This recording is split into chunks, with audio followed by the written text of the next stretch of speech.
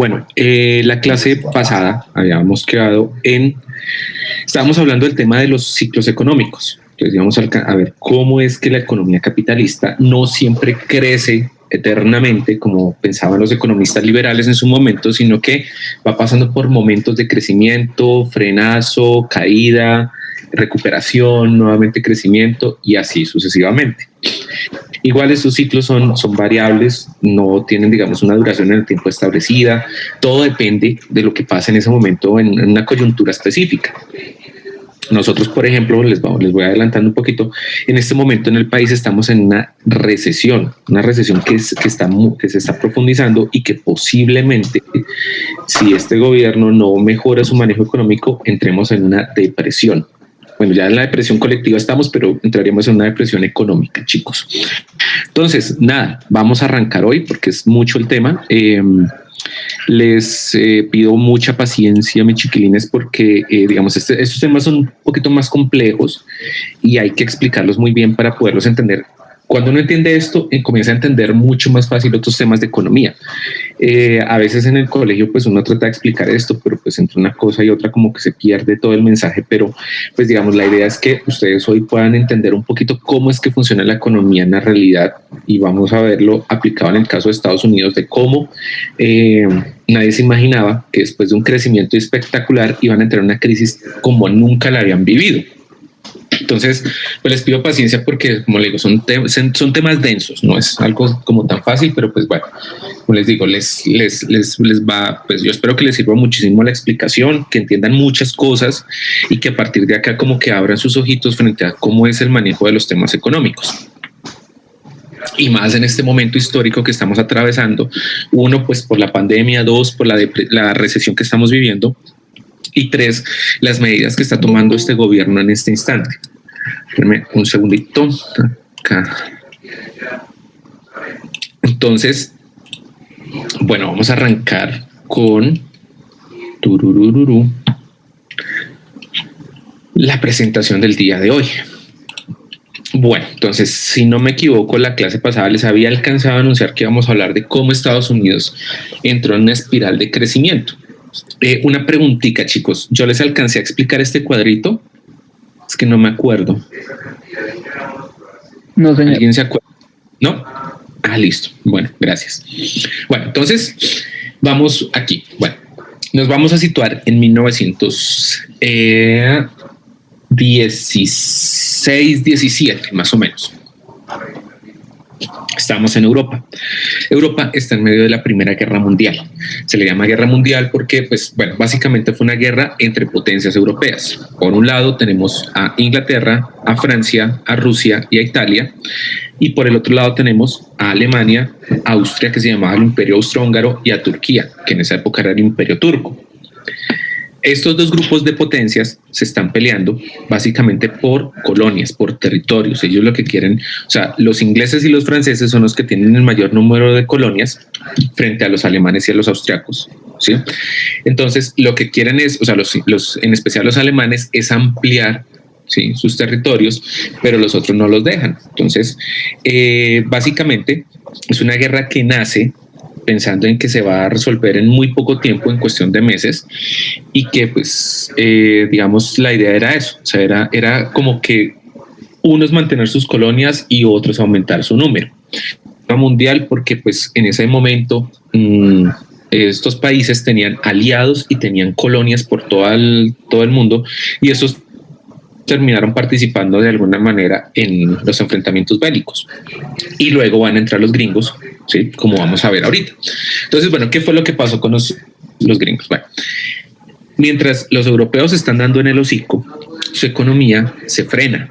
¿Por qué? Pues porque obviamente los trabajadores son los que se van a los campos de batalla, los soldados son trabajadores, porque pues recordarán ustedes, chicos, que en una guerra los ricos la hacen, pero son los pobres los que la pelean, en últimas, son los que ponen el pechito.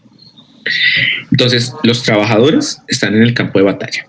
Y dos, muchas empresas, muchas fábricas tienen que parar porque pues no tienen trabajadores y dos, pues obviamente no hay a quien vender y tres, pues toda la economía se orienta en la producción de cosas para la guerra. ¿sí? Entonces, pues digamos que durante los 4 años que va a durar la guerra, del 14 al 18, la economía europea se frena por esta razón. ¿Quiénes salen ganando? Los gringos. ¿Por qué? Porque los gringos les van a vender las cosas que los europeos no están produciendo y sí están necesitando. En un principio, digamos que los gringos hacen como un pacto con, digamos, con los alemanes y con todos, como para decir, nosotros somos neutrales, no nos vamos a meter a favor de nadie, no vamos a favorecer. Y entonces, digamos que dentro de los pactos que habían determinado era que Estados Unidos no iba a vender armas y no iba a vender cosas, digamos, relacionadas con la guerra a ninguno de los dos bandos. Pues que los gringos iban a vender ropa y cosas y comida y muebles, todo lo que no se estaba produciendo en Europa en ese momento, pero para la gente, para los no combatientes. Con el tiempo, pues obviamente los gringos no van a perder la oportunidad, ellos son repilos para los negocios y pues obviamente le están vendiendo armas, uniformes, munición a los franceses y a los ingleses, a ese bando. Cuando los alemanes se enteran, se enrabonan y ellos, que son todos serios, le dicen a los gringos, porfa, recuerden que habíamos quedado en que ustedes no le podían vender a nadie, no podía vender nada de cosas militares. Los gringos dicen, no, ¿cuándo? Nosotros jamás seríamos incapaces, bla, bla, bla, bla. Obviamente los alemanes saben que sí lo están haciendo y les ponen un ultimátum. Le dicen a los gringos, mire, si ustedes siguen vendiéndole a los ingleses y a los franceses, nosotros los declaramos enemigos de guerra. Los gringos dicen, no, pero ustedes sí que son antichéveres, frescos, tranquilos. No, frescos, tranquilos. Pues frescos, tranquilos, que los alemanes se dan cuenta que los gringos están vendiéndole municiones y cosas a los enemigos. Pues entonces, una noche, bombardean un barco de los gringos que se llamaba el Lusitania, un barco muy parecido al Titanic, y lo hunden. Entonces, pues bueno, primero, pues obviamente es un barco comercial, no era un barco de guerra, pues muere muchísima gente, mueren como, no sé, como 2,000 personas, una vaina así, no me acuerdo cuántos mueren, o sea, muere muchísima gente, pues en su mayoría eran personas civiles, o sea, era gente inocente, y pues obviamente los gringos, que son los drama queen, los que les encanta el drama, pues aprovechan la situación para hacer el escándalo de terrible, malditos alemanes, desgraciados, cómo nos atacaron, cómo nos destruyen, por Dios, mataron niños, mujeres, ancianos, pero pues en el fondo, sí, era una excusa para los gringos declararle la guerra a Alemania, sí. Espérame un segundo acá, que alguien me está escribiendo. 129, yo pensé que eran más.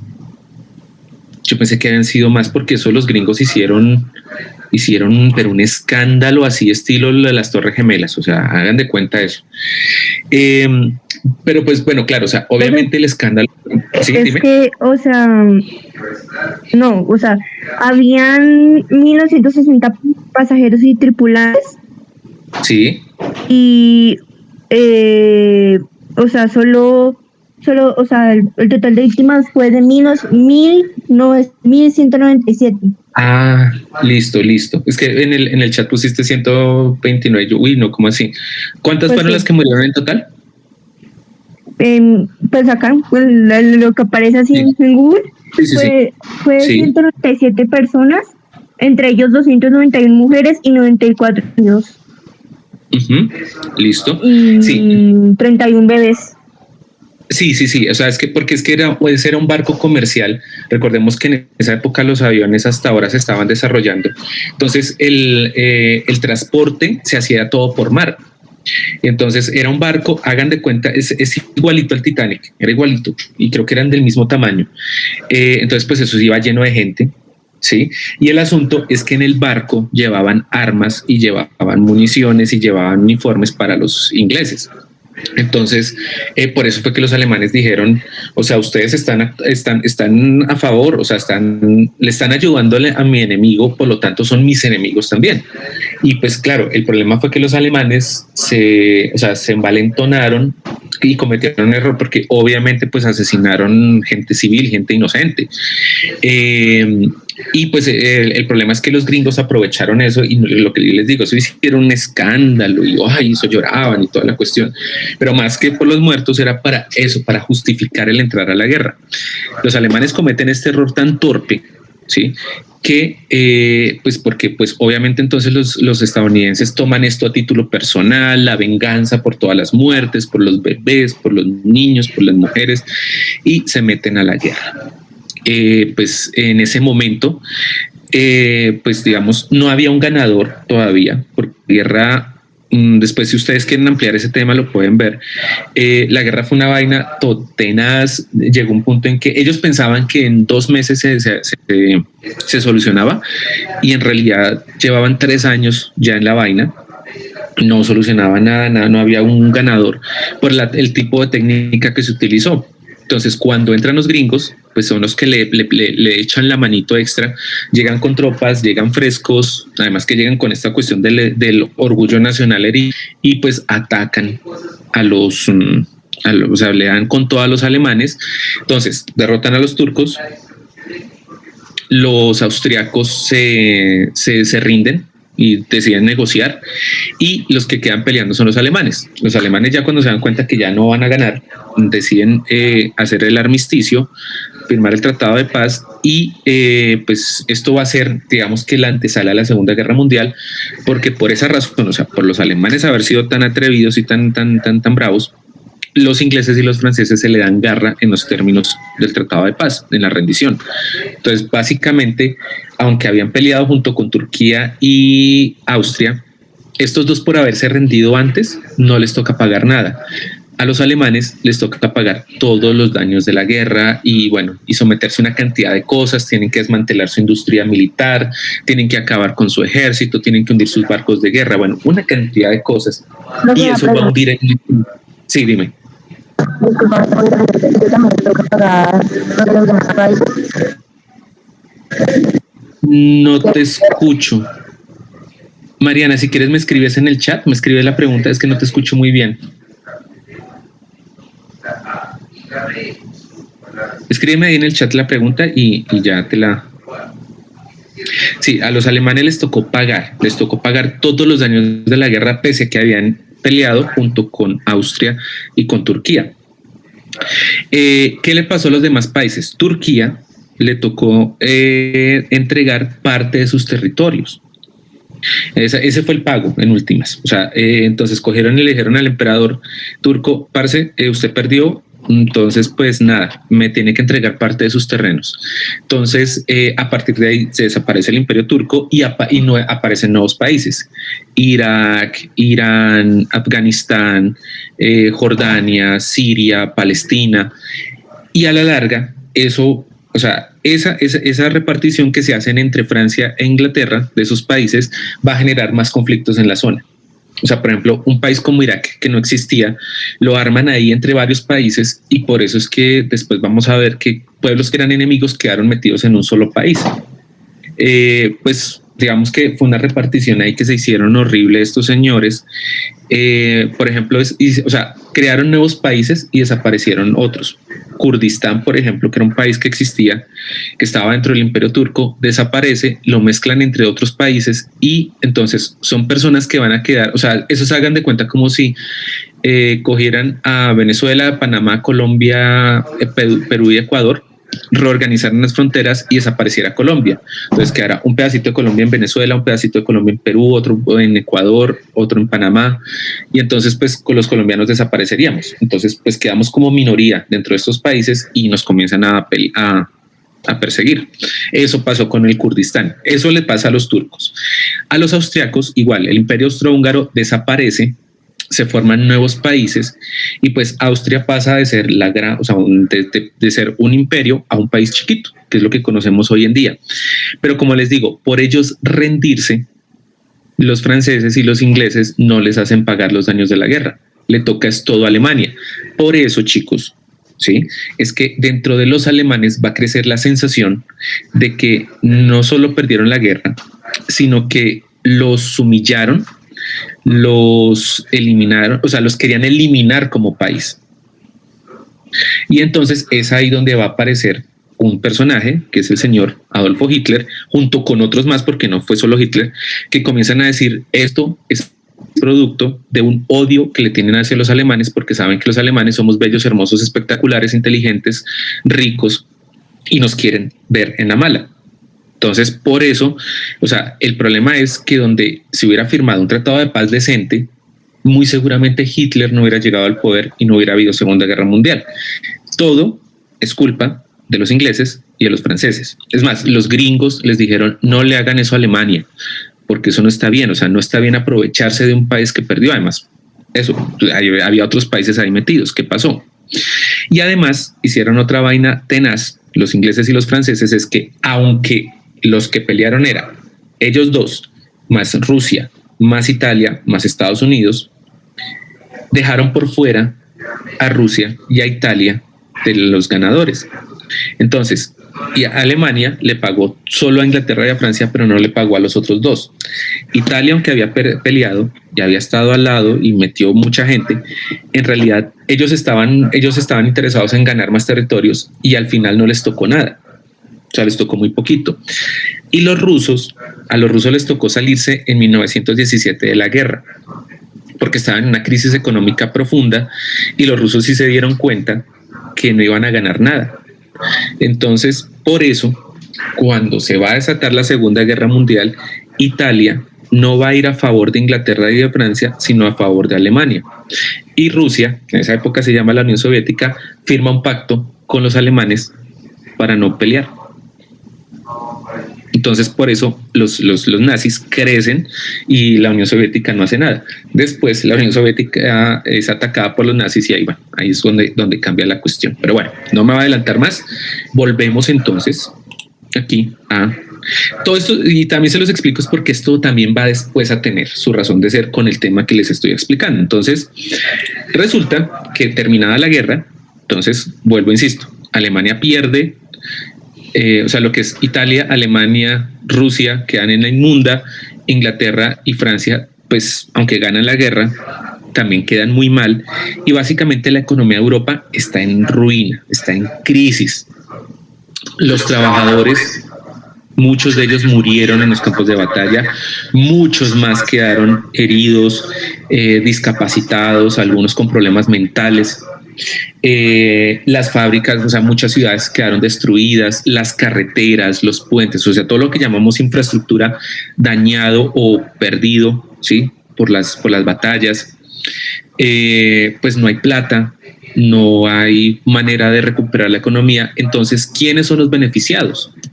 Los gringos, porque entonces los gringos le van a vender todo lo que necesitan los europeos en ese momento. Fuera de eso, le prestan plata a los europeos para que renueven su economía, para que se recupere. Entonces, en ese momento, Estados Unidos comienza a crecer porque, pues claro, tiene un nuevo mercado. O sea, antes los europeos eran los que vendían, ahora les toca comprar y les tienen que comprar a los gringos. Los latinoamericanos, en nuestro caso, ¿qué nos pasó? Nosotros le comprábamos, o sea, casi todo lo que importábamos y que era bastante, ¿sí? Se lo comprábamos a los europeos. ¿A cambio de qué? O sea, teníamos nuestro mercado con los europeos de la siguiente manera. Nosotros producíamos materias primas, se las vendíamos a ellos y ellos nos vendían a nosotros productos industrializados y nos prestaban la plata. Sí, aquí en América Latina los bancos eran o de los alemanes o de los ingleses. No había bancos así como propiamente de los países casi. Pues como Europa ya no está vendiendo ni está comprando, ahora es Norteamérica, Estados Unidos, la que nos va a comprar las materias primas, nos va a vender productos y nos va a prestar la platica. Entonces, es desde 1917, más o menos, 16, 17, que Estados Unidos pasa a ser la potencia mundial. Y desde ese momento Europa sale de América Latina y nos volvemos aliados dependientes de los gringos. Entonces, Estados Unidos va a entrar en una época de prosperidad, de crecimiento económico como nunca antes lo habían visto. O sea, los manes están produciendo al 100%, le están vendiendo a todo el mundo, están prestando plata a todo el mundo ¿sí? Y no hay alguien que compita contra ellos, ¿sí? O sea, los que competían, que eran los ingleses, los alemanes, están en la mala, están en la inmunda. Entonces, esto hace que la economía gringa crezca y crezca y crezca. O sea, pareciera que no hay límites. Y a este periodo, chicos, que va entre 1916, 1917 hasta más o menos 1928 y los primeros meses del 29, o sea, son unos 12 añitos, más o menos 13 añitos, por decirlo así, de crecimiento, que va a coincidir con la década de 1920, se le va a denominar como los felices años 20 o los locos años 20, porque hay muchísimo dinero, hay un crecimiento que ustedes no se imaginan. O sea, esta es la época dorada de los Estados Unidos, de la economía norteamericana, ¿sí? Entonces, hay muchísimo trabajo, hay dinero, hay empresas nuevas, hay negocios. O sea, pareciera que no hay límites para crecer. ¿Listo? ¿Qué fue lo que pasó en ese momento? Entonces, eso es lo que nosotros llamamos el ciclo del crecimiento económico. ¿En qué consiste ese ciclo? Bueno, entonces les decía yo, la economía se va experimentando un proceso de crecimiento constante. ¿Cómo es? Bueno, entonces estamos en 1919. Europa en crisis, Latinoamérica sin a quién venderle, sin a quién comprarle, pues entonces los gringos se dan cuenta de eso y aumentan la producción. Hay mayores ventas, se abren más empresas, más negocios, hay más empleo. Entonces esto hace, chicos, que haya un clima de mayor nivel de confianza, de inversión y, como vamos a ver aquí, de consumo. Entonces, la gente que tiene plata, o sea, los capitalistas, se dan cuenta que es un muy buen momento para invertir, ya sea invirtiendo en empresas, ya sea abriendo sus propios negocios, o ya sea prestando dinero. Y aquí es donde los bancos, que es una cosa que no aparece acá, los bancos van a jugar un papel importantísimo. El hecho es que al haber mayor nivel de confianza, como les digo, se abren más negocios por parte de los capitalistas y por parte de los consumidores hay mayor gasto. Si hay empleo, si yo veo que toda la economía está bien, pues entonces yo me animo, ¿sí?, a gastar más.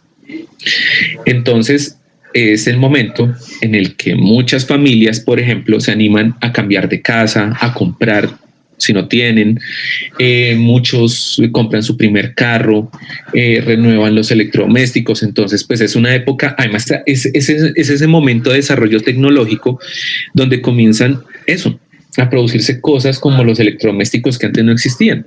Entonces las familias pasan de lavar la ropita a mano a comprarse su primera lavadora, de cocinar con carbón a cocinar con energía eléctrica, de no tener una nevera donde conservar sus alimentos a tener su primer refrigerador, ¿sí? A comprar radios, a comprar estos tocadiscos, todas esas vainas. Entonces es un momento muy interesante porque las familias comienzan a aumentar sus gastos y eso hace, pues, obviamente, si yo veo que la gente está comprando casas, está comprando carros, está comprando electrodomésticos, está comprando ropa, se están yendo de vacaciones a otros sitios, pues entonces las empresas dicen, uy, parce, esta es la oportunidad. Este es el momento que estábamos esperando. Y es ahí, chicos, donde deciden expandirse. ¿Listo? Ahí van a necesitar del apoyo de los bancos y de una cosa que se llama el mercado de valores. Voy a arrancar con los bancos y ahorita vamos a ver un videito sobre el mercado de valores porque es un tema que es un poquito complejo. Entonces hay un video que lo explica muy bien para que ustedes entiendan cómo es eso de las acciones, en qué consiste el mercado de valores, en qué consiste el mercado de acciones. Entonces, los bancos, ¿sí? Los bancos crecen a la par de todo esto, porque como los trabajadores y los capitalistas están ganando más, hay mayor posibilidad de ahorrar. En Estados Unidos especialmente, que en Europa también, no pasa aquí en Latinoamérica porque nosotros tenemos otra forma de ver la vida. En esos países, en esas sociedades, la gente tiende a ahorrar. Ellos, digamos, son de los que si me llega un dinero extra, ellos ya saben que tienen unos gastos y que su salario se distribuye para esos gastos. Pero si les llega algo extra, eso automáticamente lo ahorran. Nosotros los latinos somos de, me llega algo extra, lo gasto de una. ¿Sí? O sea, el hecho de que si a mí me dan un aumento de salario en mi empresa, yo ya pienso en qué me voy a gastar esa plata. El norteamericano de esta época, estamos hablando de los 20, dice, no, ese dinerito lo ahorro, ¿sí? Porque, pues, digamos, mi meta es, por ejemplo, no tengo casa, voy a comprarme una. Entonces necesito que el banco me preste. Bueno, el hecho es que la gente comienza a ahorrar más y los bancos comienzan a recibir más y más dinero. A su vez, los bancos nunca guardan la plata. Eso ténganlo claro, porque eso va a jugar un papel muy importante en la crisis posterior. Nunca un banco tiene plata ahí. Los bancos lo que hacen es todo dinero que reciben inmediatamente lo ponen a circular. ¿Cómo? A través de los préstamos. ¿Quiénes son los que prestan más? Las familias que teniendo un buen trabajo saben que se pueden endeudar para comprar. Entonces, ¡pum! ¿Sí? Préstamos de libre inversión, hipotecas, tarjetas de crédito. Bueno, en esa época no había tarjetas de crédito, pero bueno. Y a los capitalistas para que aumenten la producción. Entonces, ¡pum! Dinero que le llega a los bancos, dinero que estos comienzan a prestarlo a todo el mundo. Y otra cosa, los bancos, cuando reciben tanto dinero, comienzan a invertir en empresas para que aumente su capital. O sea, los bancos también son capitalistas, también son inversores. Entonces, por eso ustedes van a ver que los bancos, digamos, ellos lo que hacen es todo el tiempo usar nuestro dinero para sacarle ganancia. ¿De dónde salen las ganancias de los bancos? Por un lado, los intereses, que es la platica que ellos cobran por hacernos el favor de prestarnos. Sí, ese es el favor. O sea, usted me presta plata, yo se la devuelvo, pero le devuelvo un poquito más por el favor que usted me está haciendo. Y dos, en las inversiones. Hay bancos que tienen negocios, ¿sí? Que compran finca raíz, invierten en empresas y de ahí sacan ganancia, chicos. Entonces, mis nenes, los banqueros comienzan a invertir el dinero que les está llegando.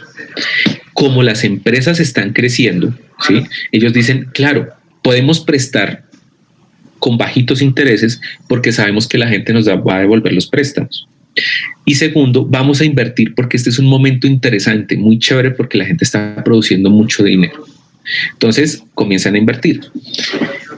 Y aparece otra forma de conseguir dinero para los capitalistas. Eso es lo que llamamos el mercado de valores. Entonces vamos a ver el siguiente video, mis nenes.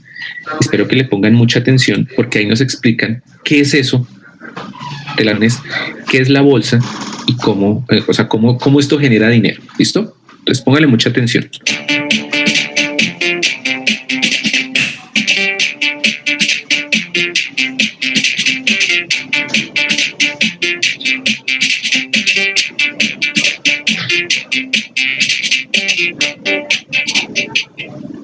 Buenas amigos, bienvenidos a este nuevo canal donde os voy a intentar explicar de una forma muy clara y concisa qué es la bolsa, cómo funciona y cómo conseguir rentabilidad a través de ella. Pero primero empecemos por el principio. Vamos a entender qué es la bolsa mediante un ejemplo muy sencillo. Pepe tiene una ferretería en Albacete, llamada Arregla Todo SL, que vende muchos artículos, martillos, clavos, tornillos. Todo el mundo en Albacete conoce la ferretería de Pepe y le va a comprar lo que necesita para hacer sus tareas de bricolaje. Un buen día, Pepe piensa que si le va tan bien con su ferretería en Albacete, sería una idea estupenda el montar un nuevo local al otro lado de la ciudad y así aumentar sus ganancias. Pues dicho y hecho, con mucho esfuerzo y con los ahorros que había acumulado en estos años, montó su segundo local. La marca Arregla Todo SL era conocido en todo Albacete y los beneficios de la familia se habían duplicado. Pepe era una persona muy ambiciosa y quería seguir expandiendo su negocio. Había viajado un par de veces a Madrid y creía que montar una ferretería en la capital sería el negocio definitivo para lanzarse al estrellato. Pero se dio cuenta que los precios de los alquileres en Madrid no eran iguales que en Albacete y que ya se gastó todo lo ahorrado en montar su segundo local. Justo cuando Pepe iba a tirar la toalla y abandonar su idea de seguir expandiendo sus tiendas, conoció a Luis. Luis era un joven madrileño del barrio de Salamanca que provenía de una familia con gran poder adquisitivo. Pepe le contó su propuesta a Luis de montar una tercera tienda en Madrid y a Luis le encantó la idea. Como Luis provenía de una buena familia, asumió todos los costes de montar la tercera tienda, a cambio de entrar a formar parte de la empresa de Pepe con un tercio de participación. Es decir, hasta ese momento Pepe era el propietario al 100% de Arregla Todo SL y después del trato con Luis, Pepe tendría en su propiedad el 66,6% y Luis el 33,3%. Ambos estaban encantados con el trato y lo mejor fue la acogida del público madrileño de Arregla Todo SL. Poco a poco, mediante el boca a boca, la gente de todos los barrios de la capital se desplazaban hasta el céntrico barrio de Salamanca para visitar la conocida ferretería. Un buen día, cuando Pepe y Luis estaban tomando a Relaxing Cup of Café con Leche en Plaza Mayor, se les ocurrió la brillante idea de ampliar las tiendas a los distintos barrios de Madrid. Crear 5 nuevas tiendas, en Moncloa, Carabanchel, Plaza Castillas, Canillejas, pero solo había un pequeño problema. La inversión necesaria para montar esas tiendas era de 600.000 euros, y ni con los ahorros de los dos podían hacer frente a esa inversión. Fue entonces cuando a Luis se le ocurrió una idea.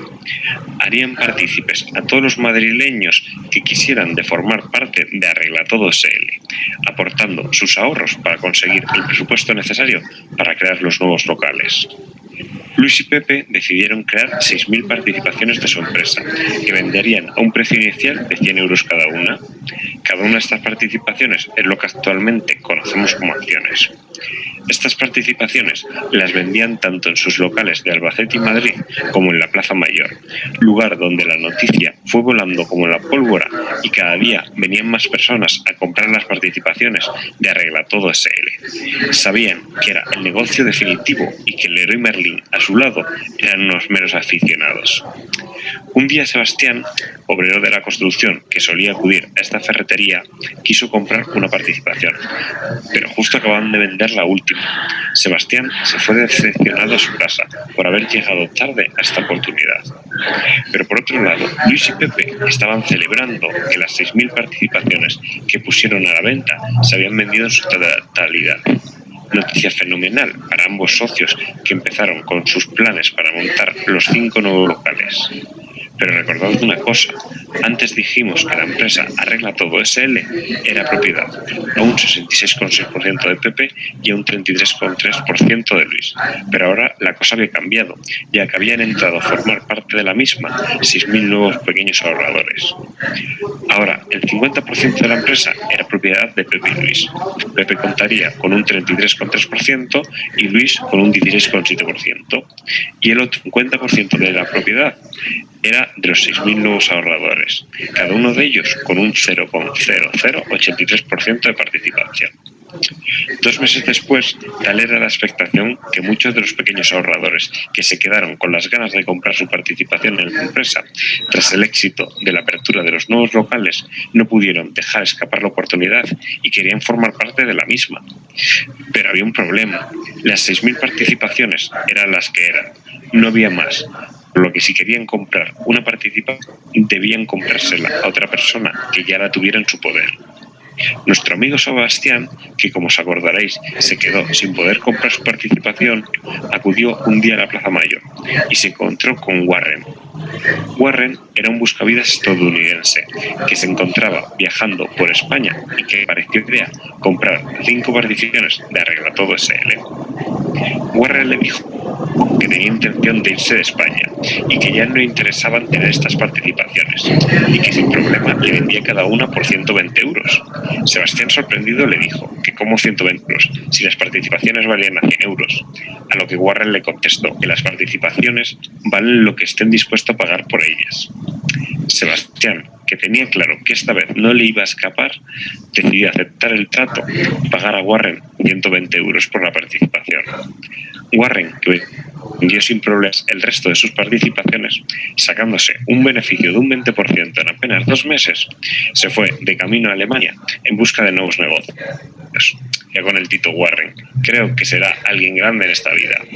Esta operación que hicieron Sebastián y Warren fue cada vez más común entre los madrileños, que se citaban los sábados por la mañana en la Plaza Mayor para comprar y vender sus participaciones de Arregla Todo SL. Sería un símil de lo que hoy en día sería la bolsa.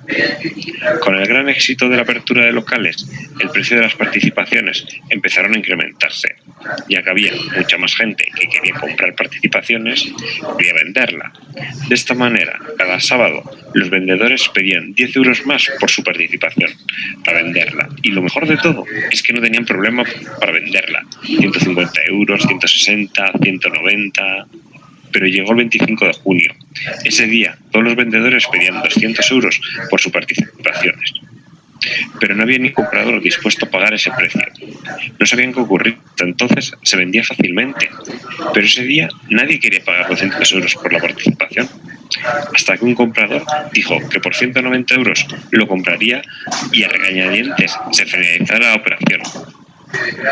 Al ver esto, otro vendedor decidió hacer lo mismo y rebajar 10 euros, pero su comprador le dijo que no, que 190 euros seguía siendo caro, pero que por 180 euros cerraban el trato de inmediato.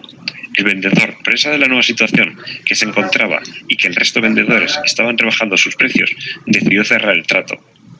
Pues bien, espero que haya quedado claro con este ejemplo cómo funciona la bolsa. Entonces, chiquis, ustedes se van, bueno, voy a explicar un poquito más esto porque siempre es un poquitico más complejo. Entonces, ¿qué es lo que pasa acá?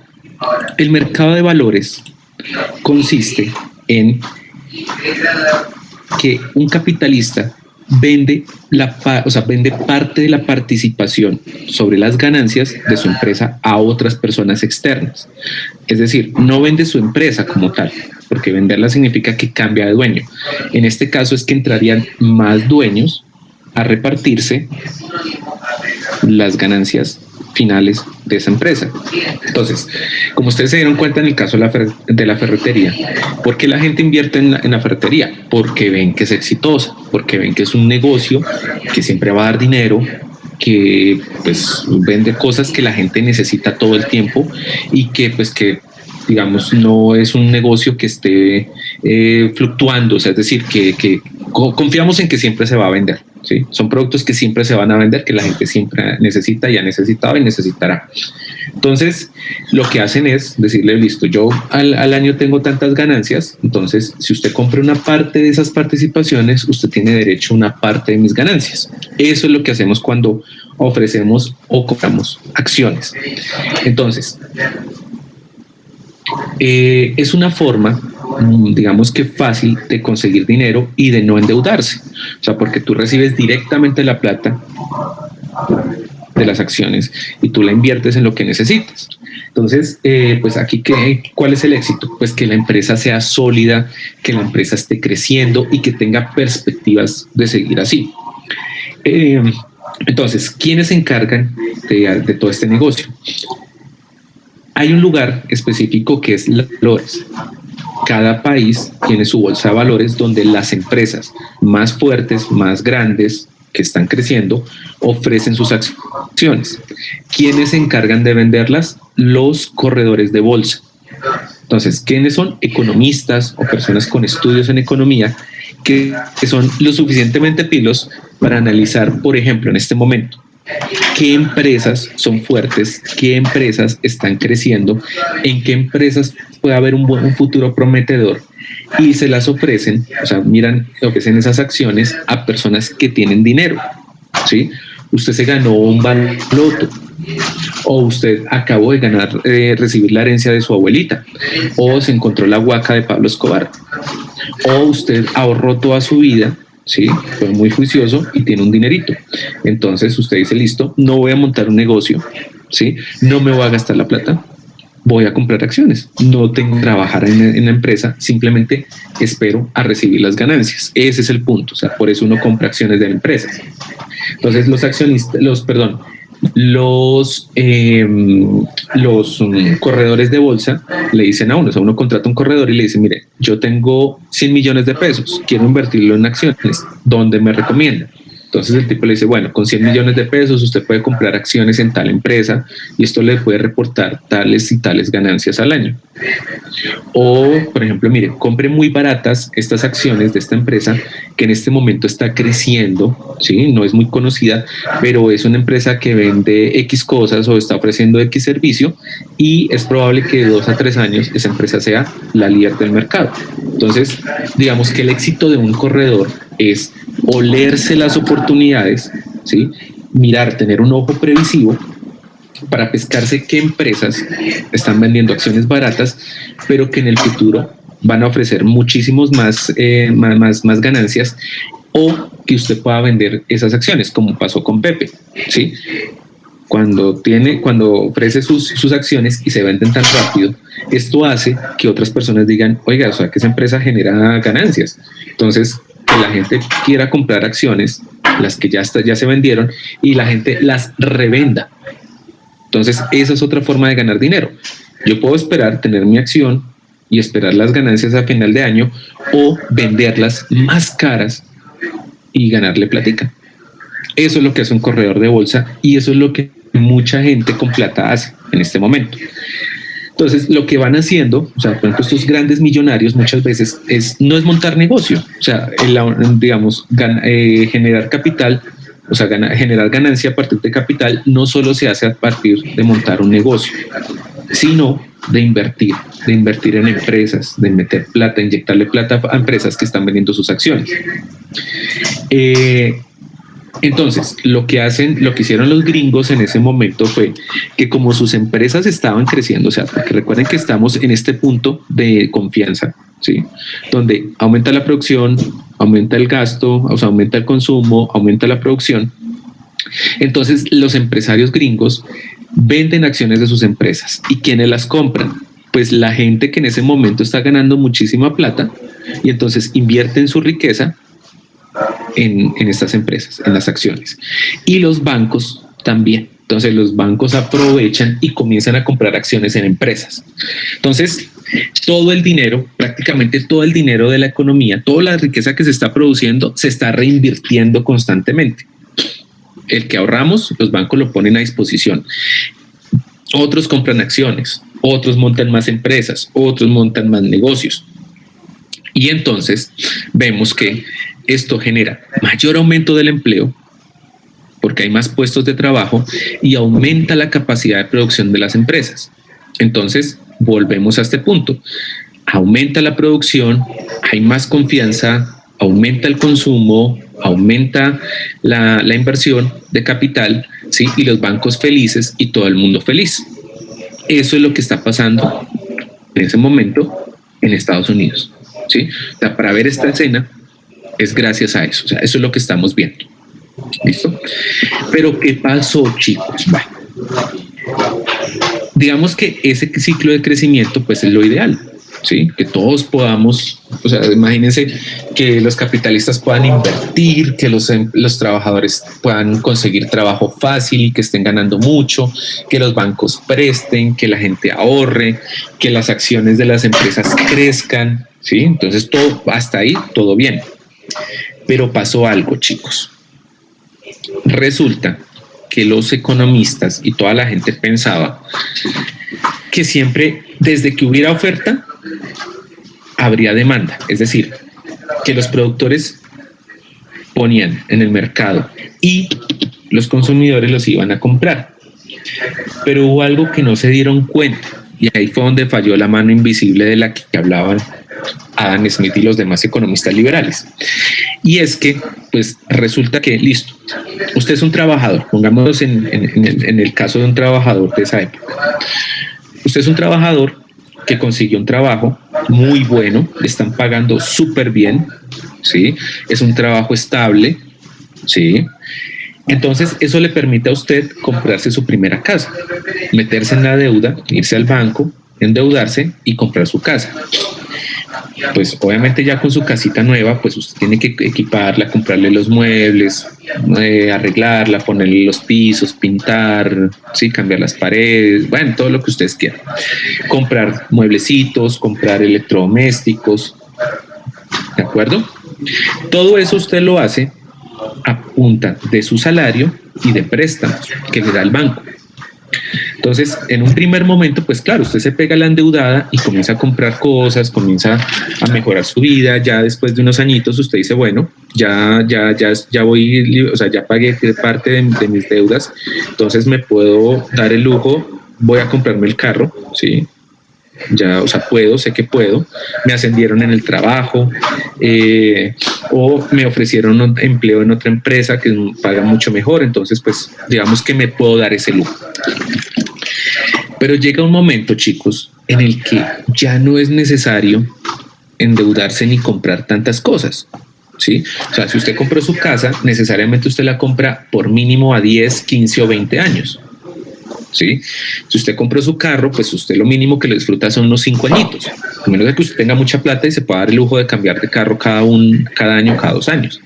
Pero pues el promedio son 5 años, 7 años en los que uno cambia de carro, en una situación así como esta que estamos hablando.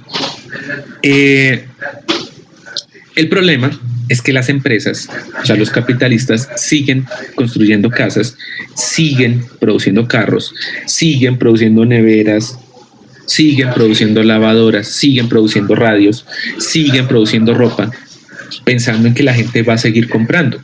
Entonces llegó un punto, chicos, en que los gringos comenzaron a bajarle al consumo. Ya tengo mi casa, no me puedo seguir endeudando. Compré la casa, el carro, me fui de viaje con mi familia a la Florida.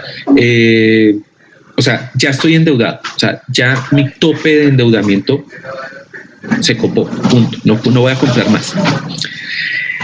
Y como les decía yo cuando comencé la clase, en Europa las cosas no están yendo bien. Claro, en un primer momento Estados Unidos les vende, pero resulta que una de las economías más fuertes, que era la alemana, por culpa del tratado de paz que firmaron con los ingleses y los franceses, la economía alemana no se recupera y por el contrario entra en una crisis profunda,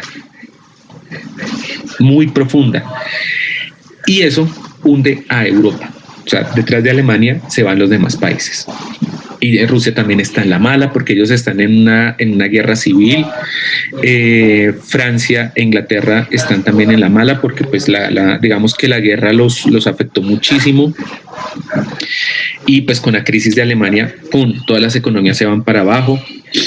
Hay una crisis a nivel mundial porque pues recuerden que los demás países pobres pues dependen de vender sus materias primas. Europa no está comprando materias primas, entonces los demás países comienzan a ver afectados sus ingresos y entonces, ¿sí?, eso hace que también pues la gente deje de comprarle a los gringos.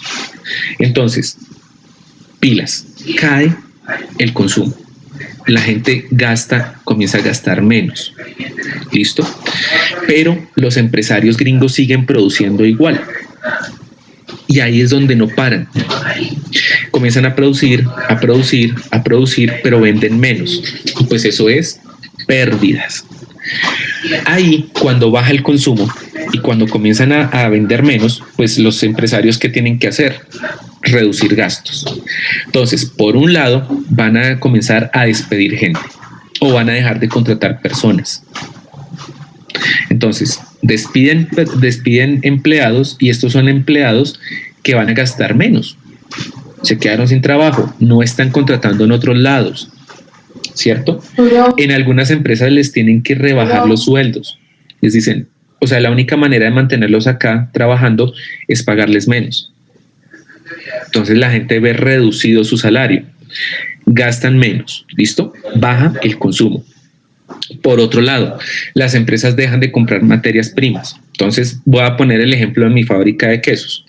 Yo tenía mi fábrica de quesos y de un momento a otro me doy cuenta que ya no estoy vendiendo la misma cantidad. Entonces resulta que yo le compraba la leche a 5 campesinos. Ahora le voy a comprar solo a 3.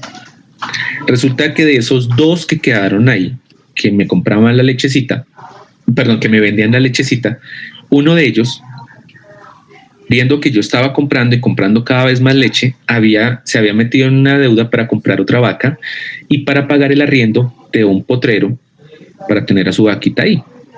Entonces, comienza una cadena de efectos negativos. Si ustedes recuerdan en la clase pasada, en las anteriores clases, lo que hemos visto es que cuando alguien invierte, se genera una cadena positiva. ¿Sí? Entonces, si alguien invierte, genera empleo, genera más cosas porque pum, pum, pum. ¿Sí? Aquí es al revés. Entonces, ese campesino se va a colgar en los préstamos, en el pago del préstamo por la vaca, ya no va a poder arrendar el potrero, entonces le deja de pagar el arriendo a la persona que le arrendó el potrerito. Se colgó con las cuotas de la vaca, entonces ¿qué le tocó? Vender la vaca. Pero resulta que en ese momento nadie está comprando vacas porque lo mismo, como muchos están dejando de vender la misma cantidad de leche, pues ya la gente no necesita más vacas. Entonces, todo el mundo se está deshaciendo de las vacas sobrantes. Si yo compré la vaca, pongámosle que en 700,000 pesos, en 1,000,000 de pesos, digámoslo así, no sé cuánto vale una vaca, pero yo creo que vale eso, 1,000,000 de pesos. Si yo vendo la vaca, ya no me van a ofrecer lo mismo que antes, lo que estábamos viendo en el video de los valores.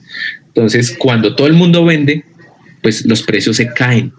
Entonces, yo compré la vaca en 1,000,000 de pesos con un préstamo, me colgué, me tocó venderla sí o sí, me dan 500,000 pesos, pues me toca. O sea, me tocó venderla porque tenerla me genera más gastos. Entonces, perdí plata, perdí mi fuente de trabajo, perdí el dinero invertido.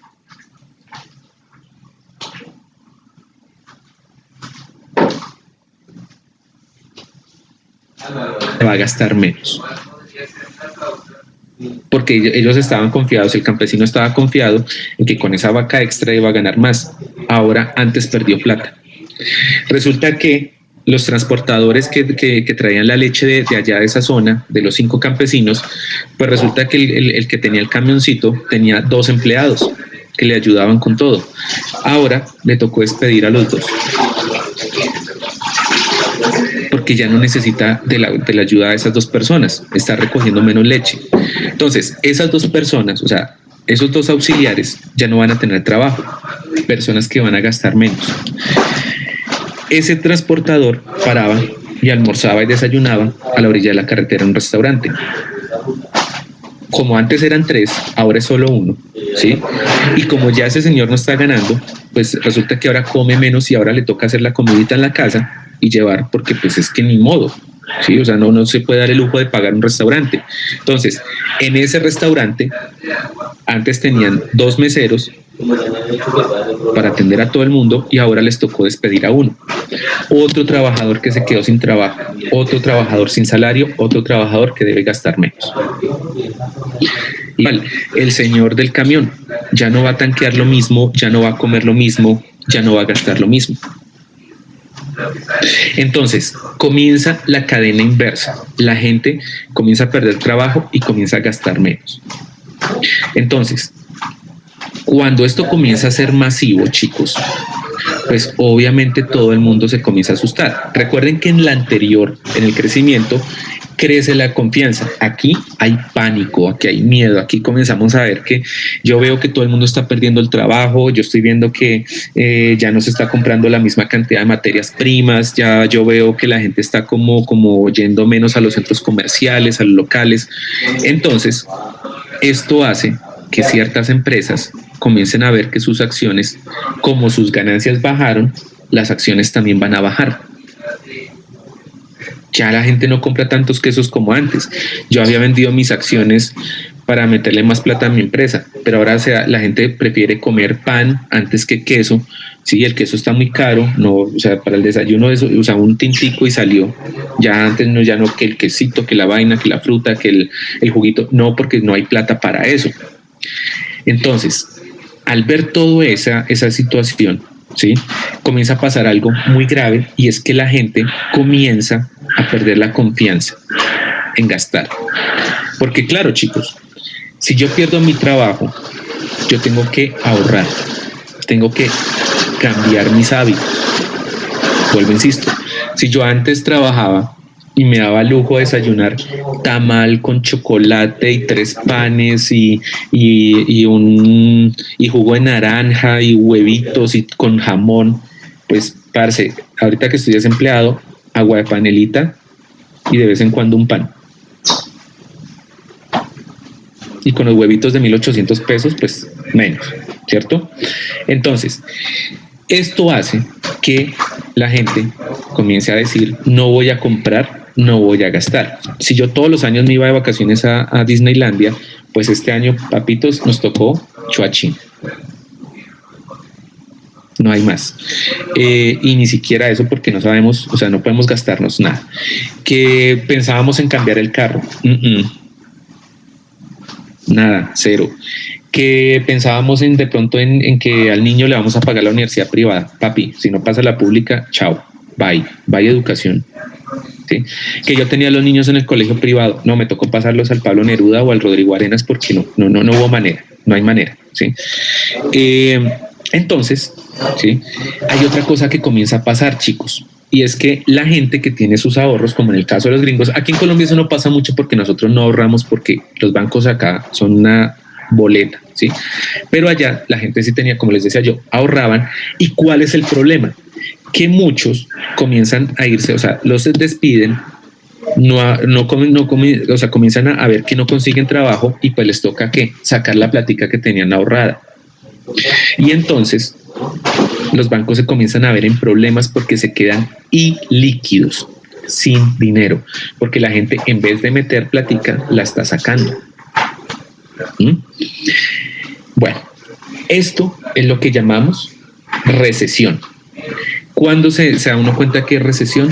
Porque los bancos comienzan a cobrar más tasas de interés, porque se dan cuenta que la gente se está colgando con los créditos.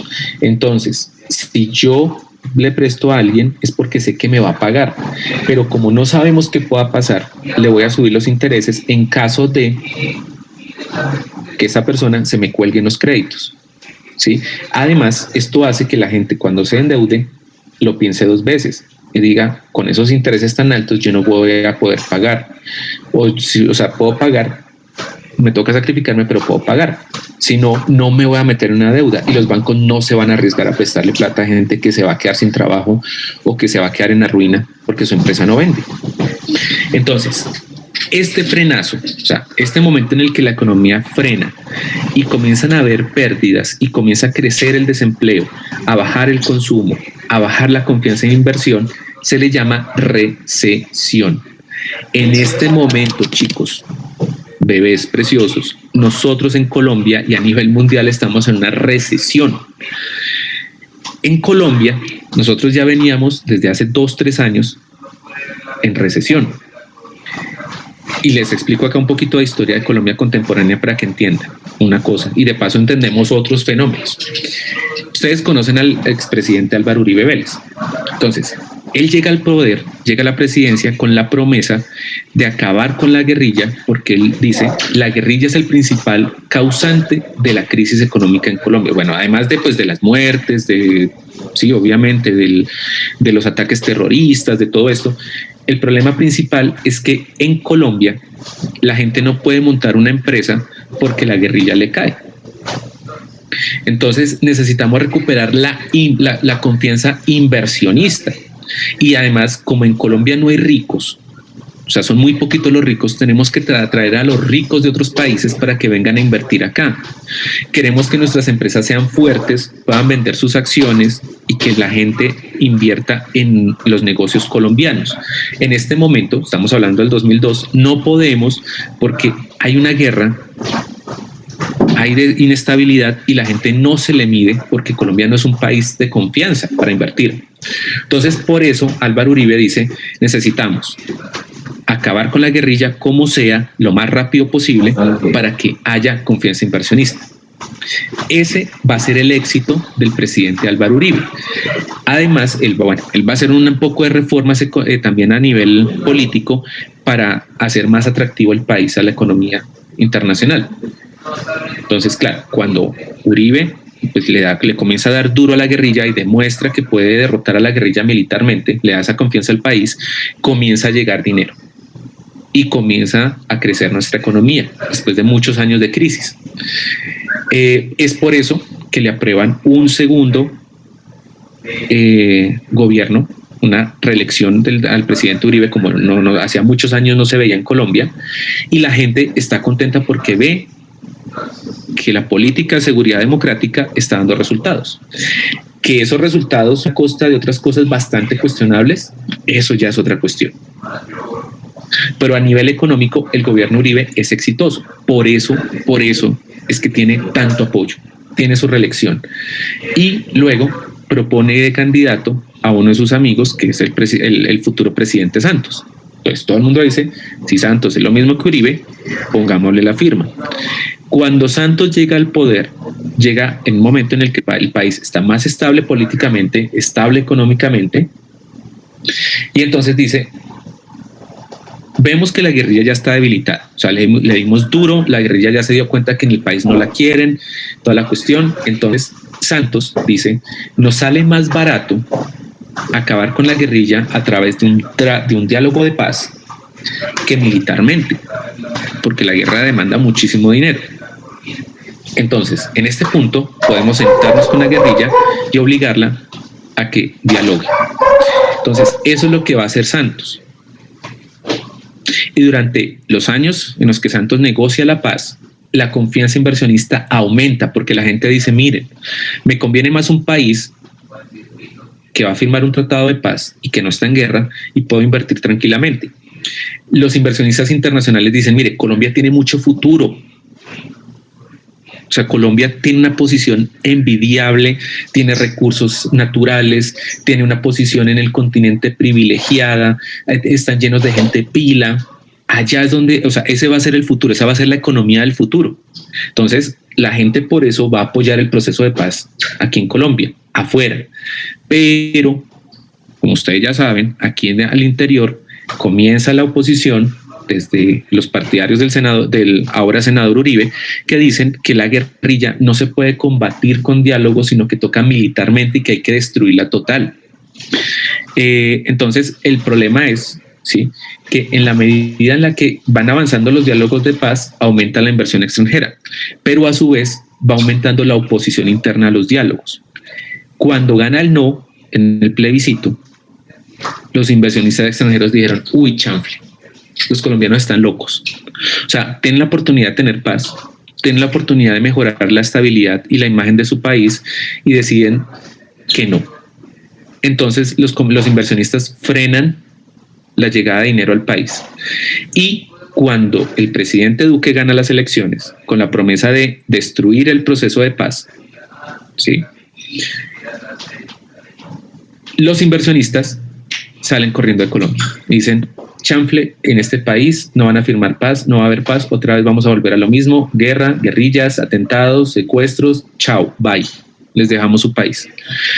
Y a partir de ese momento comienza una recesión en el país. Ahora, con 2020, la llegada del coronavirus remató. Entonces, nosotros en este momento estamos viendo cómo cada día hay más desempleados, cada día hay más cierre de empresas, cada día hay menos dinero, y cada vez vemos que la gente no tiene confianza. O sea, el país no está funcionando bien, tenemos un gobierno que no está teniendo un muy buen manejo de la economía, estamos ante una enfermedad que no sabemos cuándo va a parar, no sabemos exactamente qué va a pasar, o sea, nosotros no sabemos. Cada vez que hay un pico es peor, hay más muertos, hay más crisis, ¿sí? Entonces no sabemos cuándo va a comenzar a cambiar el comportamiento de la enfermedad. Entonces nadie está invirtiendo. Estamos entrando en una depresión. ¿Listo? Entonces, bueno, acá. Entonces, ¿qué es lo que va pasando? Que en este momento no hay dinero circulando. Digamos en ese caso, y esto es lo que le va a pasar a los gringos. Devolvámonos a 1928.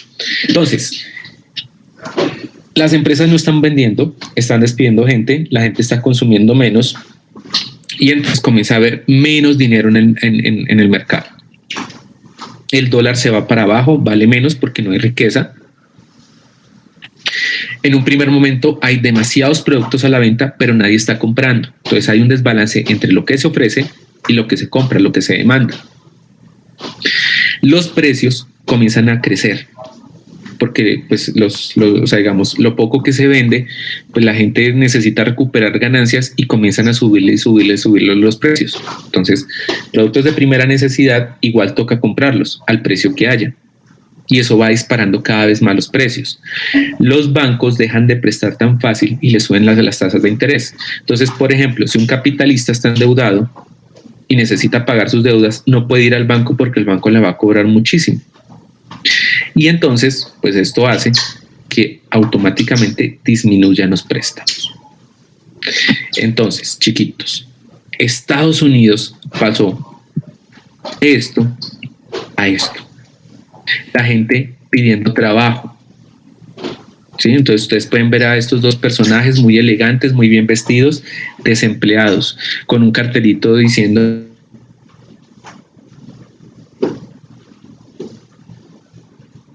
que saben hacer tales y tales y tales cosas, que son capaces de trabajar en lo que sea, que por favor los ayuden.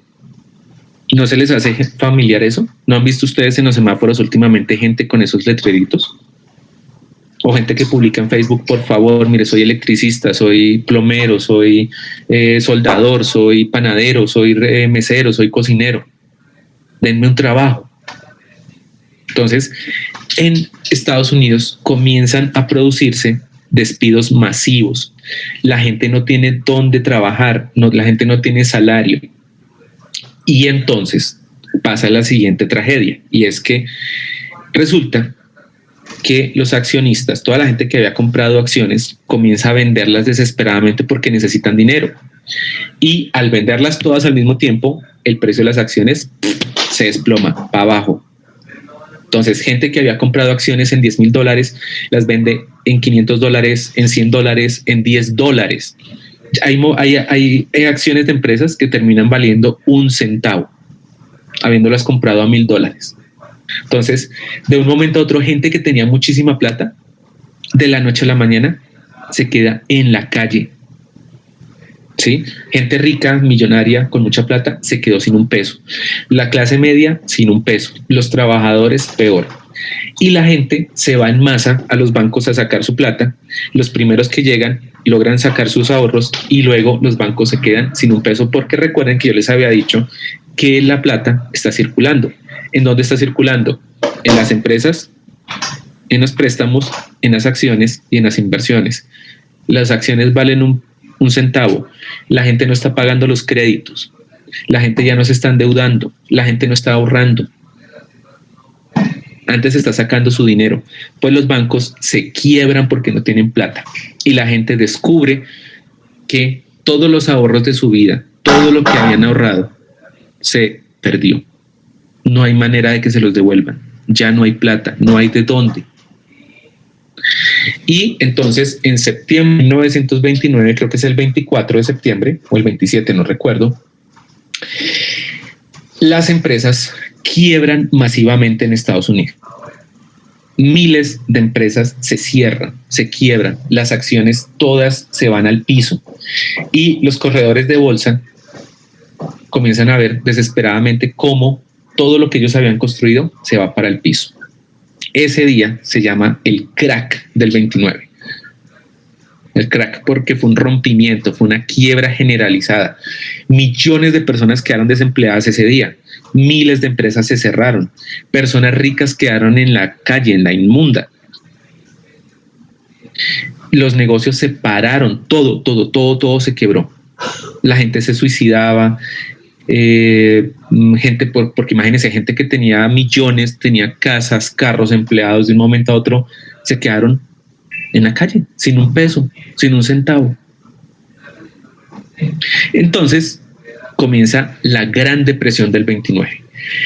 ¿Cuál es el problema con la depresión del 29? Que comienza a afectar a todo el mundo. Lastimosamente, chicos, pues todos los o sea, digamos, todos sus socios comerciales en Europa están en la inmunda. Estados Unidos le prestaba plata, ¿sí? O sea, los banqueros gringos le prestaban plata a los europeos y ahora resulta que los banqueros gringos están en la inmunda. Alemania está en su peor crisis. Francia e Inglaterra la están viendo dura. Y los demás países europeos, peor. Los latinoamericanos, imagínense, nos quedamos sin a quién venderle materias primas. Europa no nos está comprando, los gringos menos.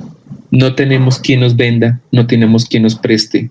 Entonces se vuelve una crisis mundial, chicos, que afecta a todo el planeta. Y entonces es ahí donde van a aparecer muchos personajes en los distintos países y van a ofrecer soluciones a esta crisis. Es ahí donde va a aparecer el señor del bigotico alemán, Don Hitler, y les va a decir a los alemanes: si ve, eso nos pasa por hacerle caso a los gringos, a los ingleses, mire, si ven, nos metieron en una crisis y ahora todos estamos en la inmunda. Nos toca a los alemanes buscar una salida y, si es necesario volver a la guerra, lo vamos a hacer, pero no vamos a dejar que nos vuelvan a humillar. ¡Pum! Otra causa de la Segunda Guerra Mundial. Y en España, en Italia y en otros países comienzan a aparecer personajes que dicen: sí, si ven, la democracia, el capitalismo, esa vaina, si ven, si nosotros dejamos que las cosas sigan así, eso va para mal. Tenemos que buscar soluciones fuertes, tenemos que controlar a la gente. Bueno, mejor dicho, ahí aparece lo que se llama el fascismo, que lo vamos a ver después bien detenidamente. Bueno, ¿qué pasó? Bueno, por ejemplo, esta es una escena le dio la vuelta al mundo en esa época, y es una mamá vendiendo a sus hijos en Estados Unidos. En medio de la crisis, ¿sí? La economía no daba, la gente pasó de lo que yo les decía, de vivir bien, de tener su trabajo, sus ahorros, y de un momento a otro quedarse en la más cochina, inmunda calle. Entonces se veían fenómenos como este: una mamá que no era capaz de mantener a sus hijos y los ponía en venta. Por eso, chicos, nosotros tenemos que tener mucho cuidado, porque nuestra economía en cualquier momento puede llegar a este punto. Esto fue lo que le pasó a los venezolanos, ¿sí? Cuando veamos el tema de Venezuela, que después lo vamos a ver, vamos a mirar cómo un país rico termina en lo que termina. Y por eso es que nosotros los colombianos debemos ser muy cautelosos y no burlarnos de los venezolanos, porque esto nos puede pasar y ya nos está pasando. Sí, entonces es muy común ver en Facebook o en redes sociales la manera como se burlan de los venezolanos, de que son muertos de hambre, de que son miserables, de que limosnean, pero nosotros no estamos exentos de que nos llegue a pasar una cosa como estas. Y lo vimos en la cuarentena. ¿Sí? Lo vivimos. ¿Cuántos de nosotros fuimos testigos de vecinos que aguantaron hambre porque no tenían de dónde conseguir dinero? Y en este momento vamos para allá, porque cada día se cierran más empresas, cada día hay menos personas dispuestas a abrir negocios y los salarios se están desplomando. Entonces, bueno, ¿qué pasó en Estados Unidos y cómo salieron de la inmunda? Bueno, pues aparecen unos economistas liderados por un señor que se llamaba John Maynard Keynes, que van a proponer un cambio en la forma en la que se maneja la economía. Entonces, ¿qué es lo que dicen los proteccionistas? Ellos dicen: mire, la culpa de esta crisis la tienen los capitalistas, los productores, porque por confiar en una mano invisible que no existe. La mano invisible no es real. Las personas no son racionales. O sea, los productores no saben en qué momento bajarle a la producción. Los consumidores no saben en qué momento dejar de consumir, sino cuando ya es muy tarde. Los bancos no son conscientes de que tienen que tener una reserva de dinero para en caso de una crisis. No, la gente gasta y gasta y gasta irracionalmente porque piensan que el crecimiento y la prosperidad van a ser eternos y no se dan cuenta de las señales, de las alertas que va dando la economía. Entonces él dice: ¿quiénes son los encargados y quiénes son los más ideales para controlar la economía? El Estado. Entonces, contrario a lo que decían los economistas liberales, ellos van a apostarle a que es el Estado quien debe controlar la economía. ¿Por qué? Porque la mano invisible no existe y los productores y los consumidores no son seres racionales y no leen las señales, no están alerta a lo que está pasando en su sociedad. Entonces, es el Estado quien debe regular. ¿Cómo lo debe hacer? Entonces, lo primero que dice Keynes, chicos, y ténganlo muy en cuenta porque esta es la gran diferencia con el liberalismo. El proteccionismo dice, mire, en realidad, y la crisis nos lo mostró, quienes hacen manejarla, o sea, quienes hacen crecer la economía, quienes mueven la economía, son los consumidores, en especial la clase media y los trabajadores. Ellos son los que mueven la economía. Démonos cuenta, en el momento en que la gente dejó de comprar cosas, se nos cayó la producción. En el momento en que la gente dejó de pagar sus préstamos, los bancos se quebraron.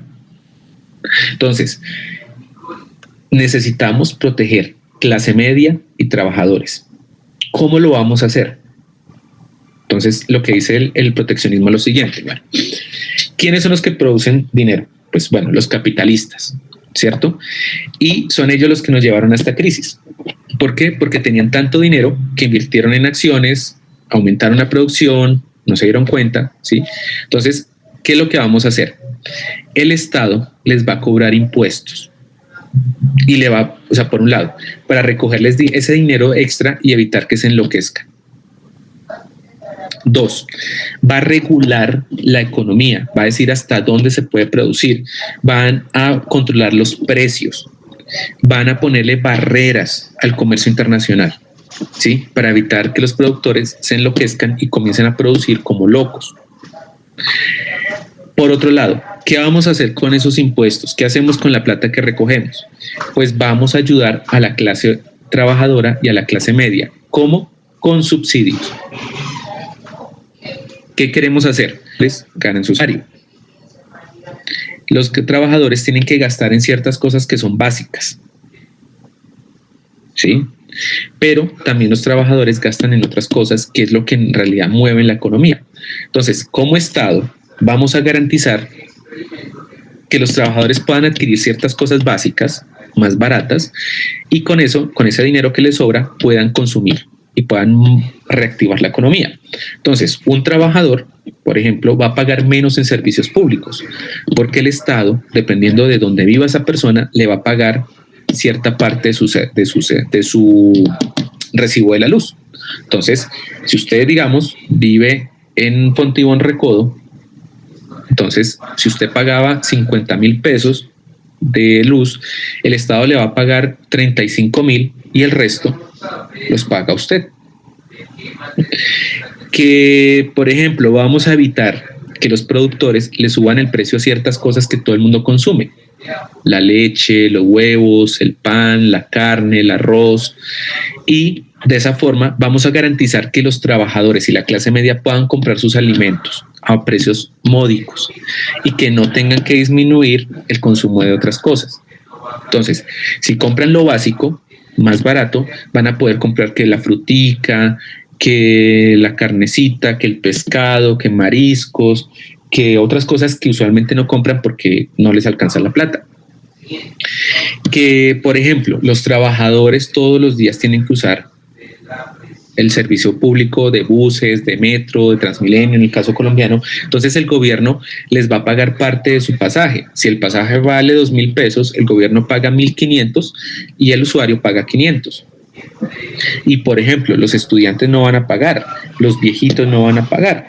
Entonces, de esta manera, las familias van a tener más dinero y no se van a colgar en los préstamos, van a poder adquirir otros productos que no podrían adquirir. Les vamos a pagar la educación a sus hijos.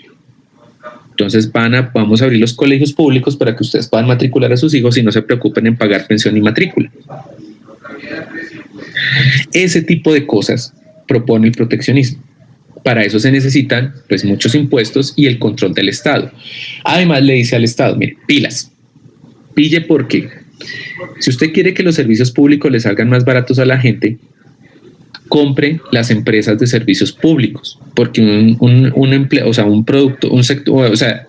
empresario privado no va a perder plata. Entonces, si tiene la empresa de aguas, pues va a cobrar el agua carísima para recuperar la inversión. El Estado puede comprar esa empresa, ofrecer el servicio del agua y cobrarle más barato a los trabajadores y a la clase media. Entonces, a partir de este momento, el Estado va a comenzar a comprar empresas para garantizar la prestación de servicios y la producción de ciertos bienes a sus ciudadanos. ¿Qué vamos a hacer también?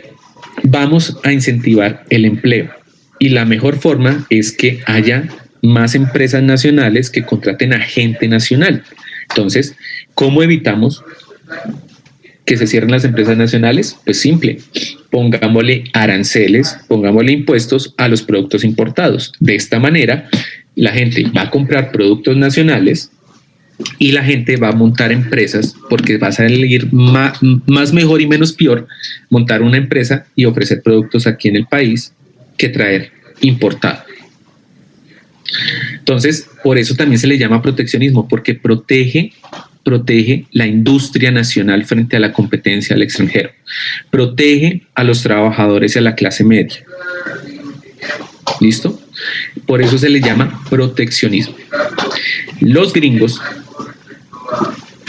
en cabeza de su presidente Franklin Delano Roosevelt, deciden hacerle caso a Keynes y ponen en práctica todas estas medidas. Y entonces, mediante un plan de 4 años que se llama el New Deal, el nuevo trato, los norteamericanos recuperan su economía. Entonces, los años más duros van a ser del 29 al 31. A partir del 32 comienza una leve recuperación y de ahí para adelante la economía norteamericana crece, vuelve a crecer y se recupera. ¿Listo? No a los niveles de los años 20, pero se recupera. Y entonces a ese modelo, chicos, pónganle mucha atención, a ese modelo en el que el Estado interviene, protege a la industria nacional, protege a los trabajadores, protege a los consumidores en general, se le va a llamar el estado de bienestar. ¿Sí? Además, porque el Estado, por ejemplo, en este caso, se da cuenta que los trabajadores gastan mucho en salud, gastan mucho en educación, gastan mucho en ciertos servicios. Entonces el Estado dice, por ejemplo, ahora la salud la voy a ofrecer yo. Entonces vamos a montar hospitales y se crea un sistema público de salud. Le vamos a ofrecer la salud. Entonces el trabajador va a pagar una parte, el empleador paga otra y nosotros como Estado pagamos otra. Entre los tres garantizamos que una persona que no se puede pagar una EPS lo puede hacer. Y ahora, ciertas personas que no tienen trabajo o ciertas personas que ya no tienen manera de conseguir un trabajo decente o un salario decente, les vamos a ofrecer la salud gratis. ¿Con qué se la pagamos? Con los aportes de todos. Por eso necesitamos impuestos, por eso necesitamos que las empresas nacionales produzcan. Por eso les vamos a poner impuestos a los productos extranjeros, porque hay cosas que no se producen en el país y hay que traerlas, listo, que paguen impuestos. De esta manera el Estado recoge dinero, el Estado va a montar empresas y con esas ganancias las reinvierte la gente, ¿sí? A eso, chicos, se le llama estado de bienestar. ¿Qué pasó, chicos? Y con eso los dejo hoy. Con el tiempo, o sea, este modelo va a funcionar entre las décadas del 30 y las décadas del 70. O sea, más o menos 40 añitos, más o menos 40 añitos. Y en esos 40 años el modelo funciona, despega, pero entra en crisis también. Entonces, lo que vamos a ver en la próxima clase, chicuelinos, es qué pasó con ese modelo proteccionista, por qué entró en crisis, por qué lo critican y por qué van a aparecer otra vez los liberales y van a decir el proteccionismo es pésimo, es malísimo, hay que acabarlo y hay que incentivar otra vez la libre iniciativa, la libertad de mercado, la libertad de precios y que el Estado se reduzca. Y vamos otra vez a confiar en la mano invisible. ¿Por qué pasa esto si en el 29 nos demostraron que eso no funcionaba? Eso lo vamos a ver la próxima clase. Y entonces va a aparecer un nuevo modelo llamado neoliberalismo, que arranca en los 70s y comienza a cuestionar todo eso lo que el proteccionismo defendía. Y va a decir, el Estado no tiene por qué pagarle a la gente, no tiene por qué ayudarle, no tiene por qué tener empresas, no tiene por qué controlar la producción, porque eso es pésimo para el crecimiento económico. Debemos dejar otra vez que la gente invierta libremente, que el mercado sea el que determine cómo nos vamos a relacionar, y no tenemos que ayudarle a las personas, porque entre más le damos, la gente más va a pedir. Si le damos educación básica a los chinos, ahora van a pedir universitaria, ¿sí? Y luego van a pedir posgradual. Y entonces los acostumbramos a que pues pueden estudiar gratis, ¿sí? Entonces por eso tenemos paros, por eso tenemos marihuaneros, por eso tenemos gente que no aprecia la educación. En cambio, si ponemos a la gente a trabajar para pagarse su educación, va a valorar eso que antes recibía gratis y desperdiciaba. Entonces, mis chiquitos, no siendo más, yo sé que estos temas son bastante densos, ¿sí? Yo sé que son bastante complicados, pero bueno, pues hago mi mejor esfuerzo para que les quede como más clarito. Ya saben, cualquier duda, cualquier comentario, cualquier cuestión, me la pueden hacer por el Classroom, por acá. Si hay alguna cosa que quedó confusa, ustedes ya saben que yo estoy abierto a explicarles. Entonces, chiquitos, muchísimas gracias por su paciencia, por su atención, y nos veríamos la próxima clase con la conclusión del neoliberalismo. Entonces, que me les vaya bien, mucho juicio. Chaito. Gracias, profe. Chao, profe.